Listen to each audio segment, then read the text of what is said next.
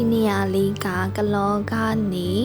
15မိနစ်လောက်သွားရတဲ့မြင်းကမှာရှိတဲ့မြင်းက home cottage လေးဖြစ်ပါတယ်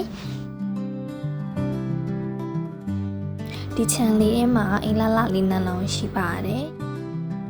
အိမ်လေးနာမည်ကတော့ဟုတ်ပါသူကအောက်ထပ်မှာကိုယ်တိုင်ချက်ပြုတ်စားတောင်းလို့ရတဲ့ kitchen ရယ် dining room လေးရယ်စာကြည့်ခန်းရယ်နောက်ပြီးတော့အခန်းတစ်ခန်းရယ်ပါဝင်ပါတယ်အိမ်ကြီးကအရင်ချစ်စရာကောင်းပါတယ်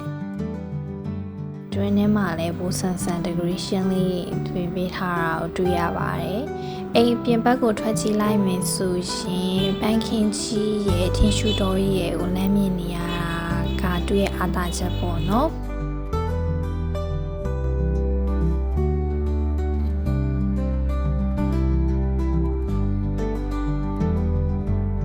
ပေါ်ထဲမှာဆိုရင်တော့နှစ်ယောက်အိပ်ဖို့မို့ရတစ်ခုရဲ့အခန်းချင်းချင်းလေးတစ်ခုရဲ့ရှိပါတယ်ကားပါကင်ကတော့ကြည်ကြည်ဝန်းဝန်းပါပဲအဲ့ဒီခြံဝင်းလေးထဲမှာပဲနောက်ထပ်အိမ်လေးတစ်လုံးပေါ့နော်သူကတော့ဝန်န်တာလေးနဲ့သူလည်းအိမ်ပြန်နေချင်းချစ်စရာရန်ကောင်းပါတယ်ဒီအိမ်လေးထဲမှာက